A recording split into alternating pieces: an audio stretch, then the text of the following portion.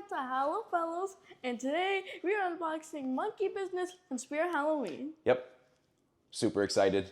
Who does it remind you of? Cotton Candy Dan. Yes, he does. Animation is different, but similar concept. The clown with the head popping up. Spirit Halloween has done a great job so far with its releases, with a lot of different jump scares. We got a couple of other unboxings that we have on the way. We've been ordering them as they hit the website. We're going to start unboxing this bad boy because I'm super excited to see how he works. So let's get to it. Let's do this.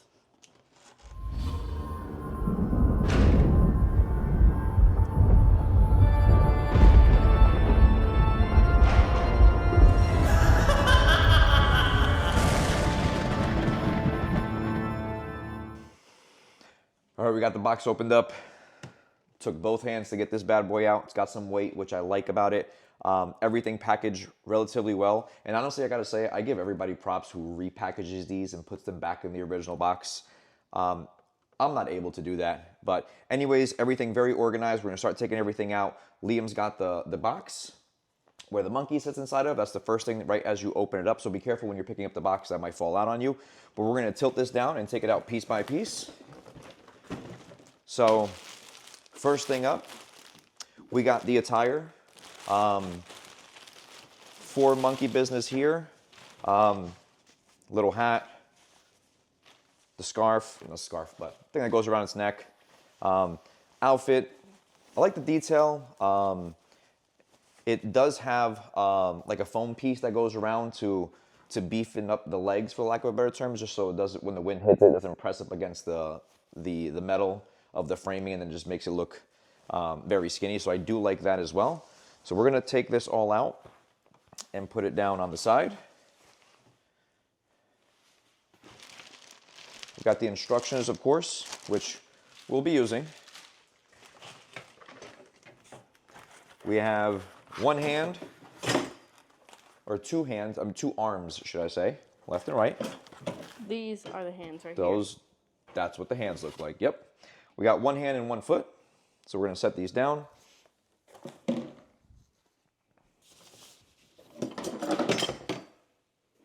We got the shoulders, pretty standard setup for Spirit and a lot of other animatronics.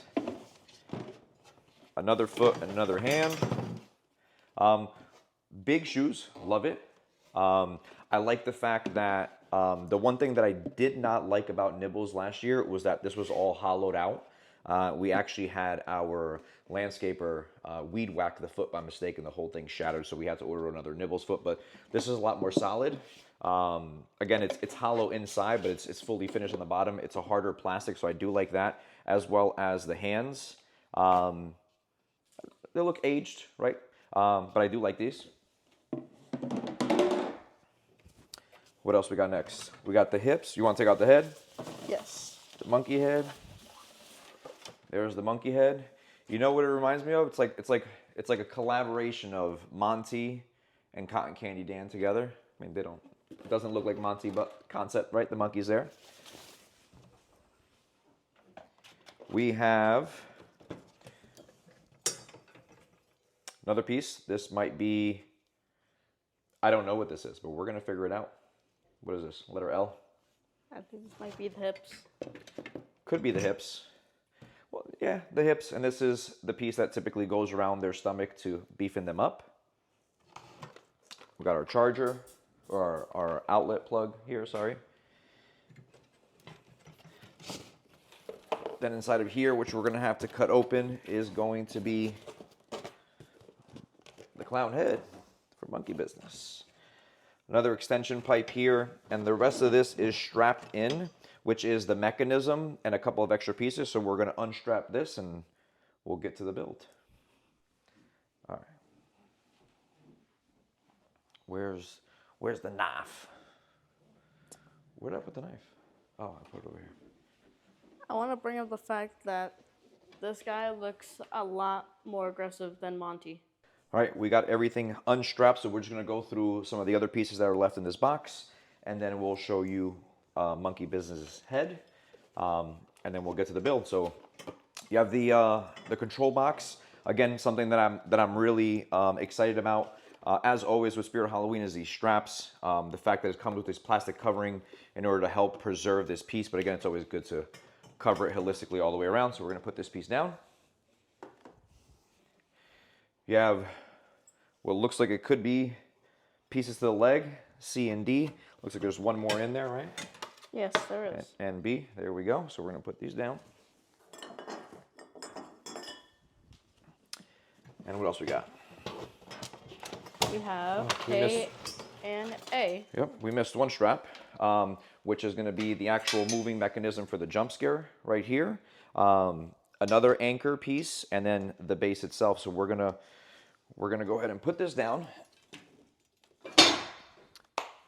And J, another piece that I'm not entirely sure. It did come bent in the box. I hope that's by design. If not, we'll make it work.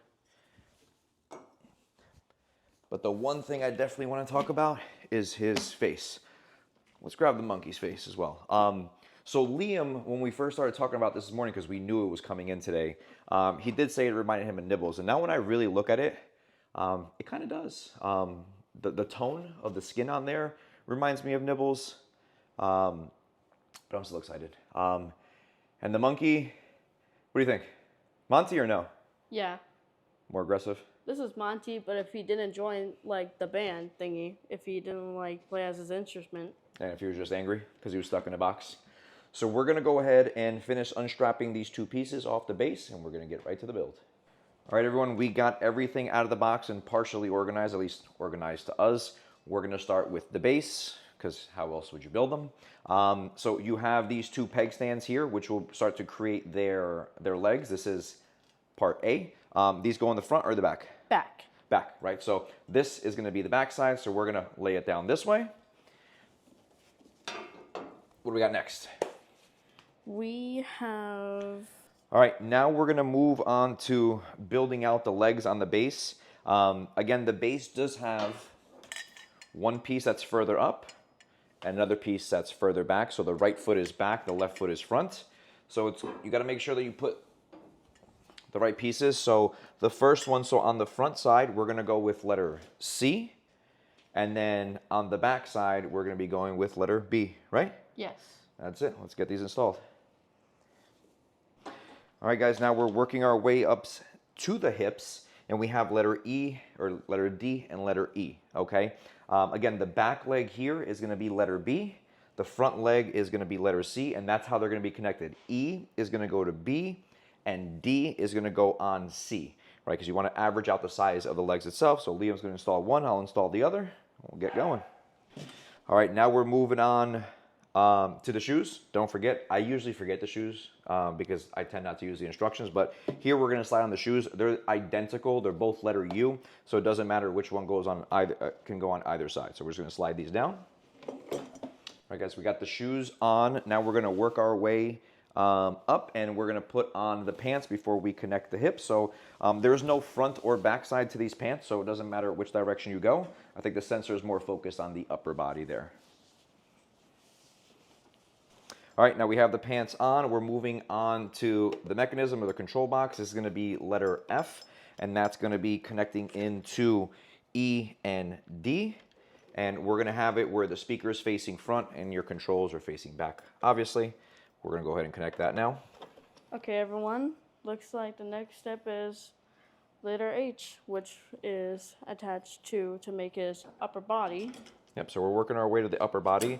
The previous step, once you put the pants, just tell you to bring the pants over. I'm not going to do that just yet. I want to leave space to access these pieces. Actually, we may need to put on the hips. I think I might have forgotten the hips. Right there, that round piece. Yep. This right here. This right here. So don't be like me. Follow directions. Don't jump ahead. But we're going to go ahead and install the hips down here. I still like to leave the pants down because I want to have easy access to the controls or the connections here, and then I'll bring the pants up later. All right, everyone. Looks like the next step is the shoulder tabs. Let's go. Let's put them up here. Let's see. Nope. Like this. So when you're looking at the straps or the shoulders, these pins aren't exactly centered. They're set a little bit further back, again, to create the shoulder. So the way you want to match this up is going to be one of them is going to be thicker than the other, and obviously these inset pins here are going to match that. So you're just going to put the thicker one to the thicker one, and the thinner one to the thinner one. Takes the guessing game out of it. Now next, which we did go ahead, now we have to come back. Forgot to put the shoulders on. Next is going to be the hat, the head, right, with the hat. Now the hat does come separate, like we saw in the unboxing, but there are two Velcro straps, one here and one right here, that match up perfectly with the hat, which I'm really excited about because some of our props last year that we bought didn't come with any Velcro, and not even a chin strap, and we had them flying all over the place when the wind hit. I don't know how the wind was by you guys, but last year, no rain, but a lot of wind. We're going to put the head up, and then we're going to run the cable. There are a couple of connections down here at the control box that are very similar in terms of types of connections. So you're going to match the colors of the wires themselves in order to link those together. So we're going to go ahead and connect the head to the control box, and we're going to move on to the next step. All right, guys, so we figured out what the next part is, what it's for. So the reason why they want you to bring the pants up is because there is a connection right here on the hips that goes forward, which will be used to support the box where the monkey's in. Now, inside the pants, the reason why they want you to bring the pants up is because there is a small hole in the pants that you're going to run the piece through. And you're just going to pull the pin, and that's it. So I think I'll listen and I'll bring the pants up. All right, guys, so we got this on. We got the support for the box, and now it's time to put on the upper body attire, the jacket.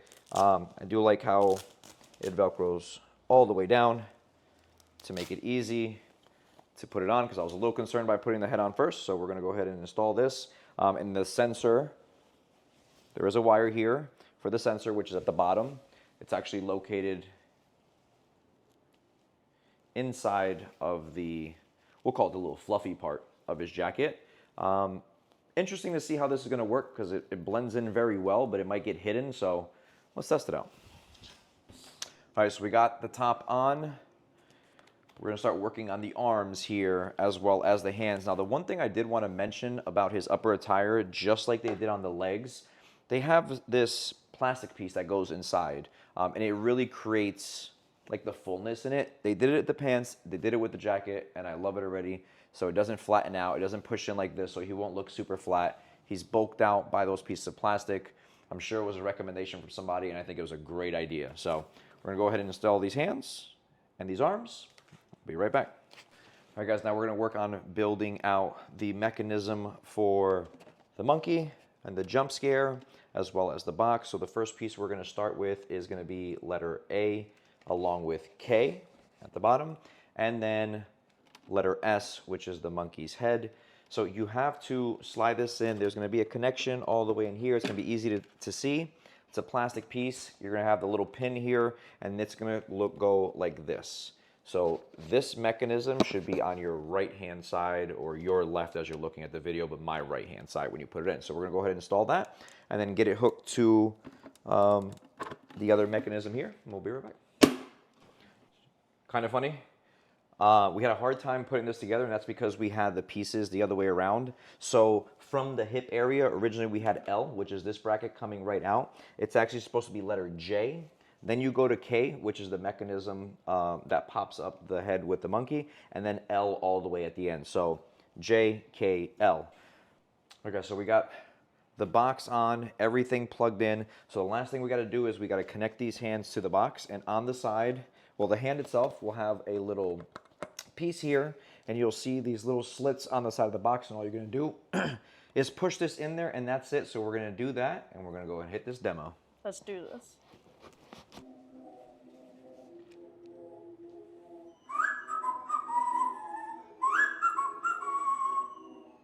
Monkey see, monkey do.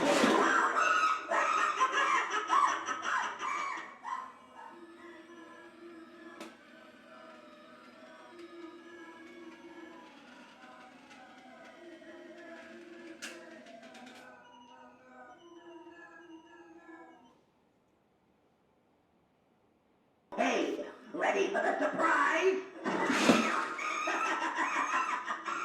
Don't worry, he doesn't bite too hard.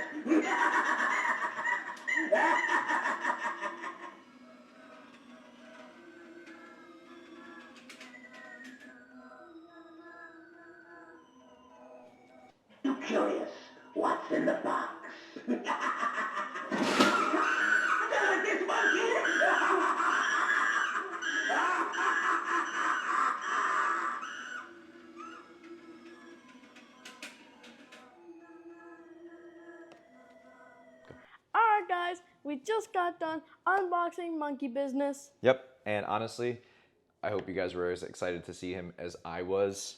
A couple different animations. Scared you?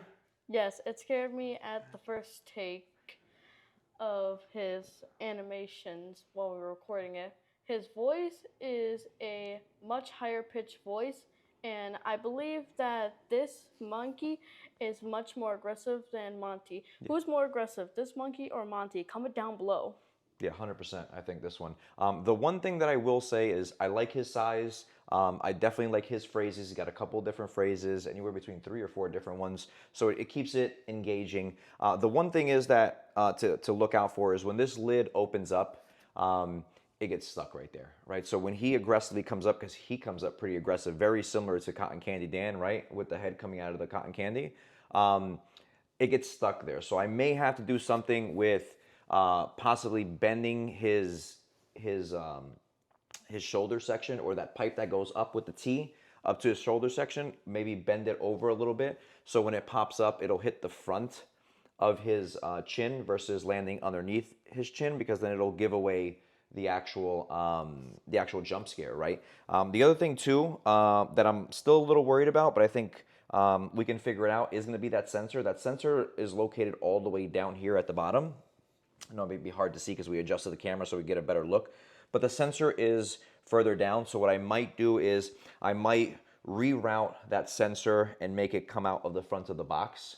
It's going to be easier for it to track people coming by, therefore the jump scare will set off. But I think height-wise, the detailed, how they beefed up the legs and the body, the arms as well, I think they did a really good job. The shoes, like I said, I really liked. Is there anything else that you really liked about this one that I didn't say already? I really like how it says "just for you," and I really like the face on the writing. A little face with the dead eyes and the little tongue sticking out. That is a pretty cool feature.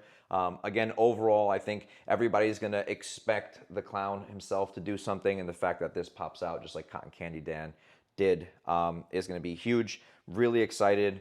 Let us know, are you going to be buying this one? What your favorite animatronic or expected animatronic for this year is, because we are buying a ton of them. We're going to be unboxing as much as humanly possible here on this channel, so you want to make sure you stay tuned.